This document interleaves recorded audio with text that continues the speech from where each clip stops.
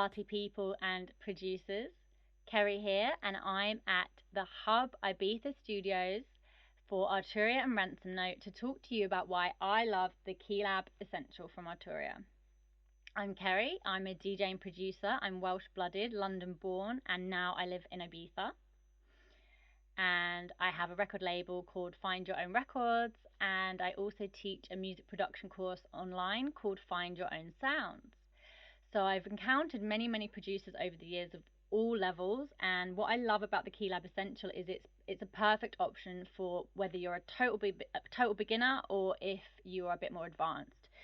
Now, if you were going to buy the Keylab Essential, it actually comes with a copy of Ableton Live Lite, the Analog Lab, and the grand piano sound. So it's a plug and play MIDI keyboard and controller that you can actually use straight as you buy it, because you have the program and some of the software as well. So if you are a beginner, it's a great option, and if you are a bit more advanced, it's still a great option too. You can get really into getting into the modulations of some of the synths and stuff like that. So I highly recommend it, whatever level you are of music production. It has some of the most amazing sounds in it from all of the most famous synths, especially for dance music.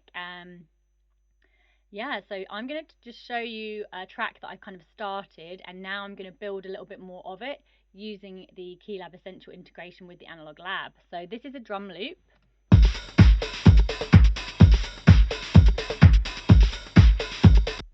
So this drum loop came from my Jomox drum machine. I recorded it when I was in London so that I had a sample bank of sounds from my own drum machine.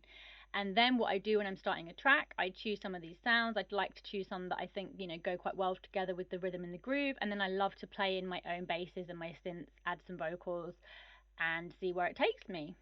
So here is an amazing bass sound I found earlier. So let's have a little play with that.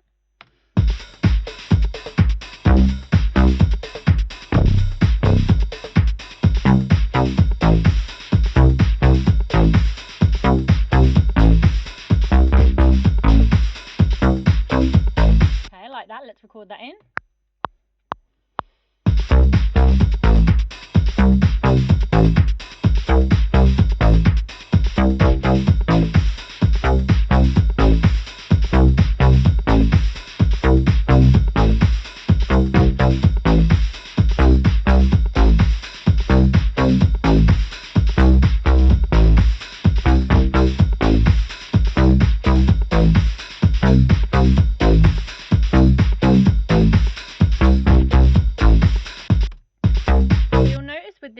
I recorded a 16-bar loop, so I highly recommend to producers, if you're going to start this way with a loop, build it up and then do an arrangement, it's a really good idea to start with a 16-bar loop instead of an 8-bar or even a 4-bar loop, because then you're going to just get a bit more variation in the rhythms and the grooves and the notes, so it will kind of make your track more interesting overall.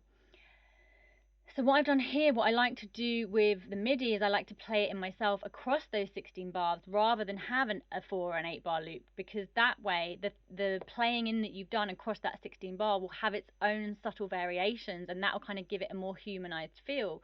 We are making music electronically in the box, but we want it to sound like it's human and it's not like robotic. So the way I like to think of it is, if you listen to your track and it feels a bit like that, it needs more swing, it needs more groove. But if you're kind of going like that, then it's a bit more groovy.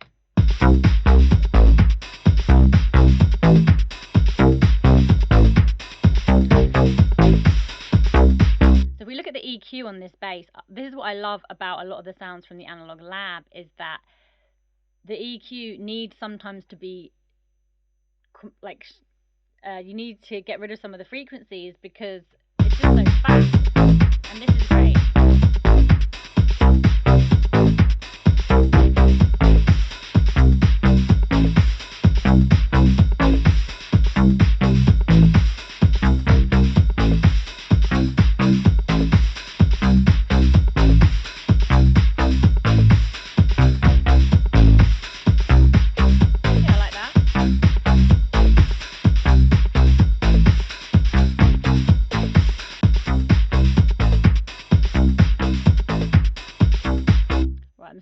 I'm a bit OCD, I'm going into the red, so I just need to turn everything down a little bit. We don't like to go into the reds, so.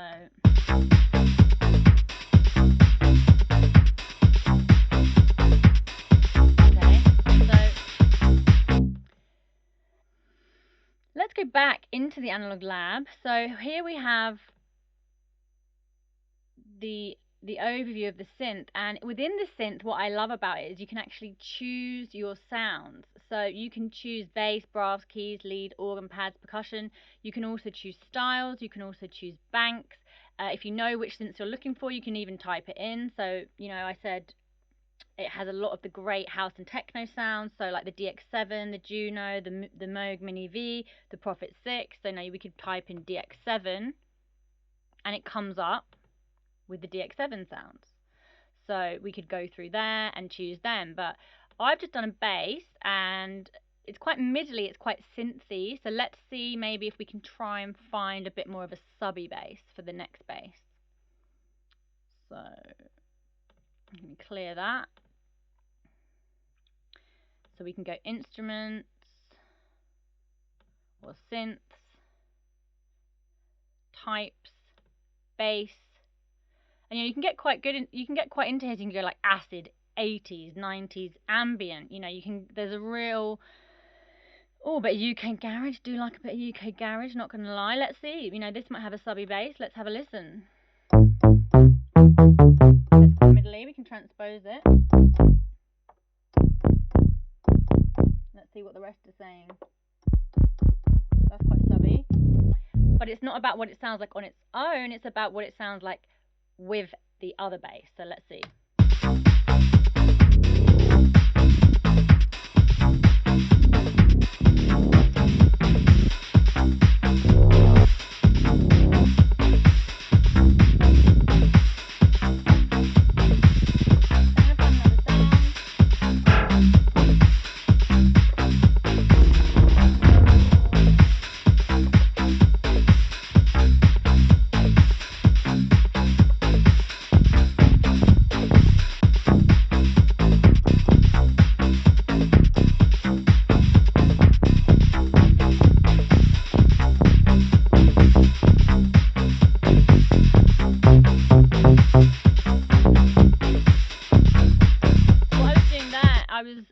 Up the octave a bit, because sometimes when basses are quite low it kind of is hard to hear the key. So what you can often do is you can play the note a bit higher and then you can transpose it down, but you obviously need to know that you like the sound before you do that. Just to explain what I'm doing there. Let's try another one. Wow.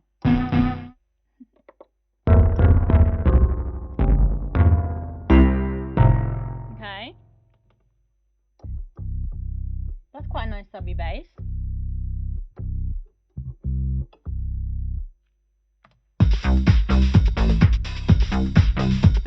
Okay, so I'm just going to record that in as like a one note bass for a sub, and then we could maybe put a bit of a side chain on it and give it some movement.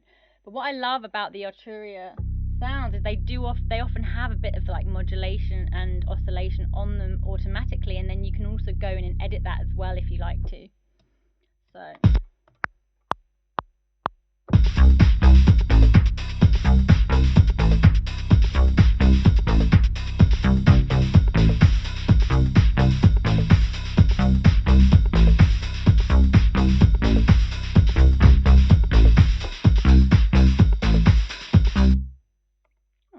that didn't record in, but I have already done one earlier, so let's just copy that down. Let's see if it's on the right note. Okay, we want to make it down a lot, so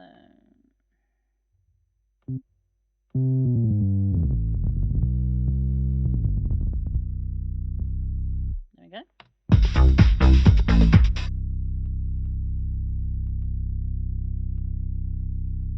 So I'm going to put a bit of EQ on this as well, because we don't want to have clashing frequencies with the other bass and the kick. So, you know, it's just kind of a sub, so it doesn't need to have like a lot of the middle-y stuff present.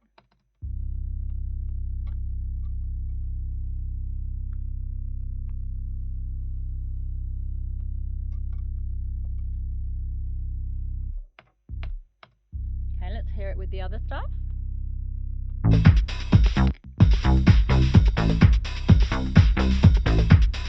Now, depending what speakers you're on, you're not going to be able to hear this if you're on a phone or if you're on a laptop, but if you're in a club, you'd be feeling that like, and that is what we want. Okay, so let's have a look for a synth. Oh wow, I already chose this deep chord and I do actually love it, so I think I'm going to keep it. And like I said, if you did want to go through and find some different synths, you can go through via instruments, via types, and choose it, and then you can also go into the program here and edit the parameters, and you can also do edits here of the ADSR and the resonance, the LFO, that kind of stuff as well. So let's get this in and see if we can find a pattern that complements the other sounds that are there.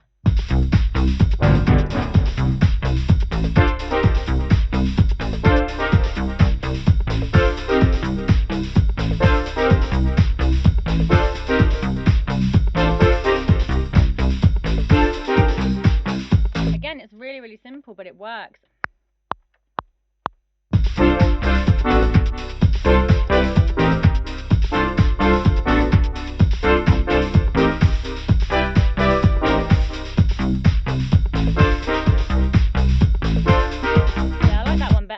So let's record that in.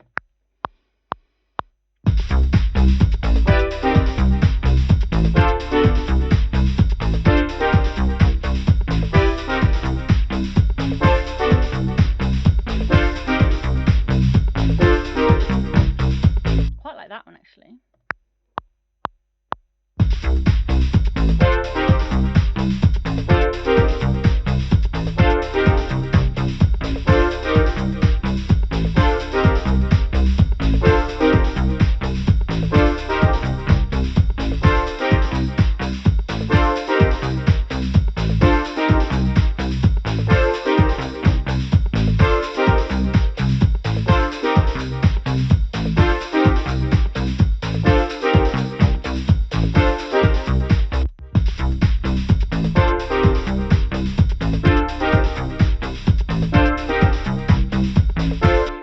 I've done, I've put the synth notes in between the bass notes so they kind of talk to each other, and that's a really nice technique to employ in some of the parts of your track if you can, because it helps with that kind of groove and the parts really talking to each other nicely.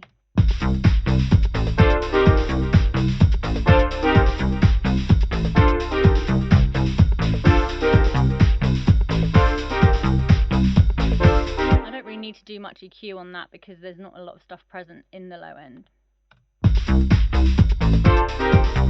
As I add more parts, I may go through and do a better mix down, but at this point I'm just trying to get the creativity out and get the parts, so you can always come back to that at a later stage.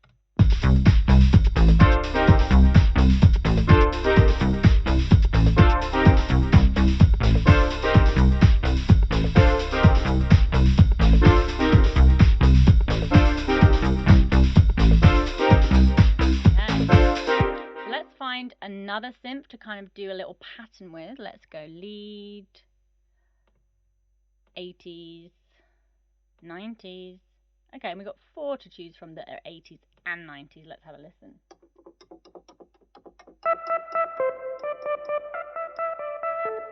It's quite cute.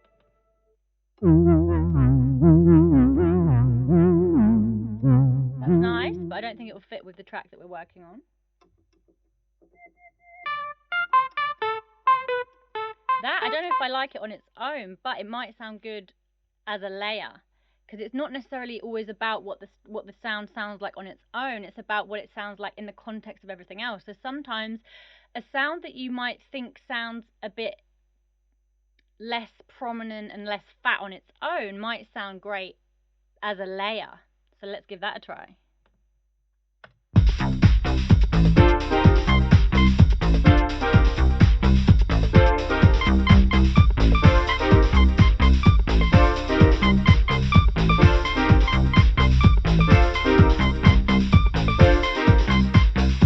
Try that.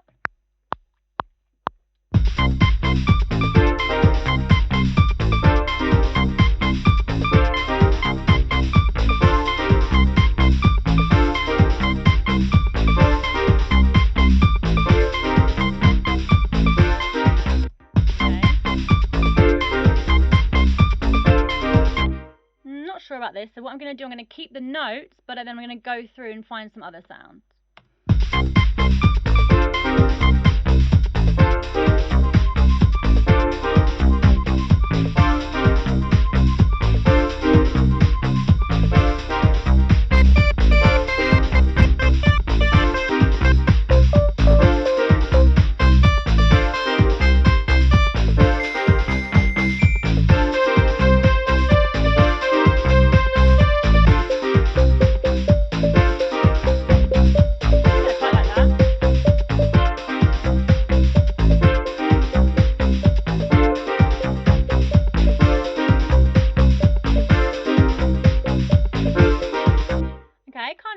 I mean, obviously, if I wasn't doing it for the purposes of this video, I might spend a bit longer on doing this. But for the purposes of this video, I'm just going to do it quite quickly. And I hope it's given you, as a beginner especially, just showing you how easy it can be to find amazing, amazing sounds using the Keylab Essential and the Analog Lab. There are so many amazing sounds in there. I highly, highly recommend it for all producers to have. And let's find a string, shall we? So what I can do, actually, I can use this bass note from above. That's weird. My logic's being a bit buggy. Oh, there we go. Maybe it's because I have so many things happening at once.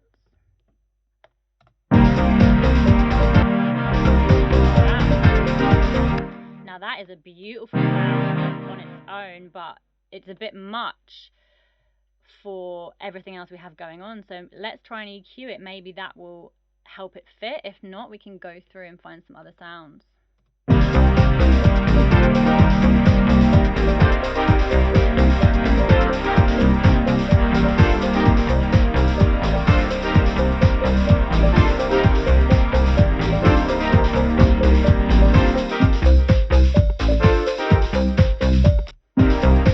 It's a lovely, lovely sound, but I think we need a bit of a thinner string to layer with the rest of the track. Because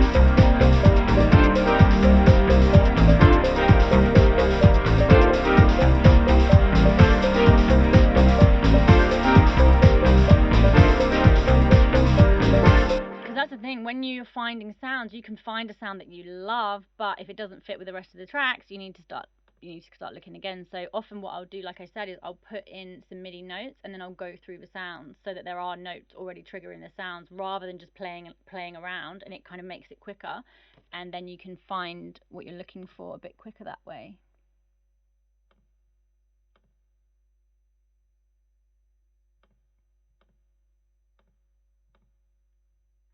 So let's go pad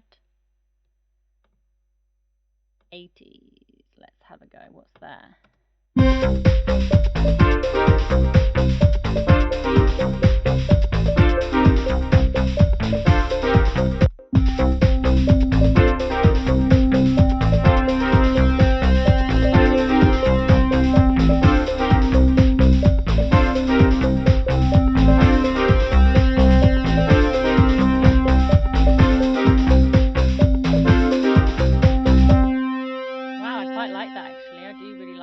It's a bit much on the, it's great, the oscillation is amazing, but let's just turn it down a little bit, because we don't want it to, we want to have that movement, but we don't want it to kind of overwhelm the other sounds in the track.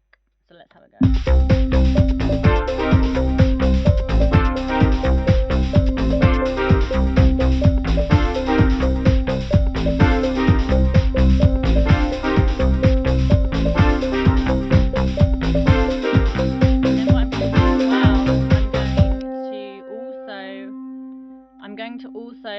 Put it as a layer an octave higher as well. I think that will sound really, really nice. So let's see.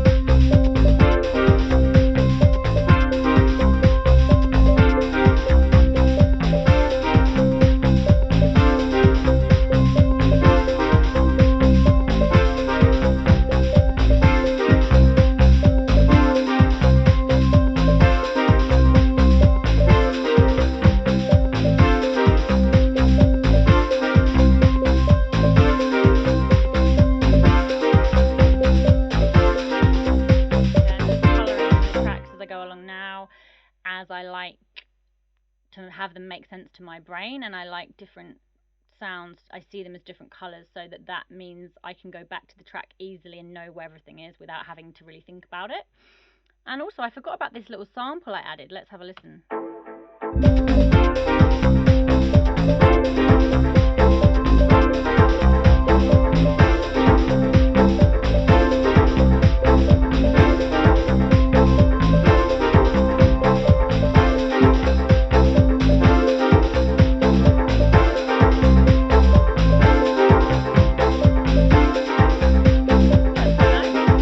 Quite nice. So here I've got like 16 tracks, and I'm quite happy with that. If I had more time, I would probably spend a bit longer perfecting it. But then what I would do, once I'm happy with the loop, then I would block it out as an arrangement and arrange it.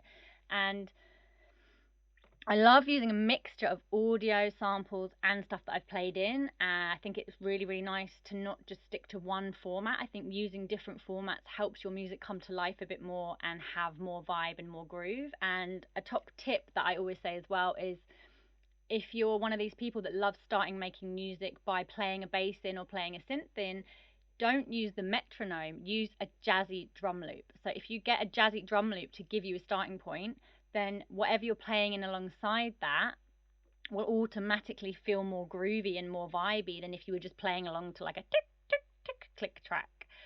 So I hope that's giving you a little brief overview of how I would start a track in Logic and how amazing the Keylab Essential is and the Analog Lab is. It's fully integrated. The MIDI mapping is also all done for you as well, so if you do want to get into that, you can, and if you want to change the parameters as well, that you can. So yeah, whether you're a beginner or a more advanced producer, I highly recommend the Keylab Essential. So thank you so much, Arturia and Ransom Note, for having me, and the Hub Ibiza Studios, and I hope you enjoyed my video, and I would love to hear from you if you did. Lots of love.